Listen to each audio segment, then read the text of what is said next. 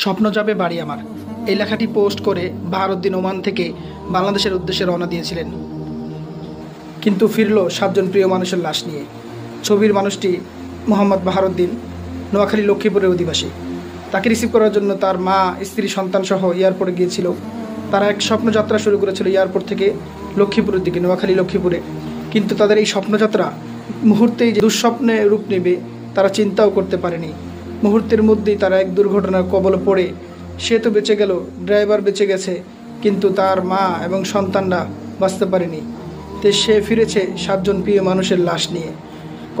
সম্মানিত ভিউয়ার্স, সবাই দেখতে পাচ্ছেন ওমান প্রবাসী বাহারউদ্দিন ভাইয়ের স্ত্রী, সন্তান এবং মায়ের মোট 7জনের জানাজা হচ্ছে। সবাই দোয়া করবেন, আল্লাহ যেন সবাইকে জান্নাতুল ফেরদাউস দান করেন। 7জন প্রিয় মানুষের হারানোর শোকাবহ দিনে আল্লাহ যেন তাকে সবরে জামিল দান করেন। কখন কোন সময় আমাদের হঠাৎ এরকম মৃত্যু চলে আসবে আমরা কেউ জানি না। আমাদের সব স্বপ্নগুলো মুহূর্তের মধ্যে দুঃস্বপ্ন রূপ নেবে সেটাও আমরা জানি না। মানুষের জীবন খুবই অনিশ্চিত। তাই আসুন আমরা সবাই আল্লাহর হুকুম, রাসূলের তরিকা মতো চলি।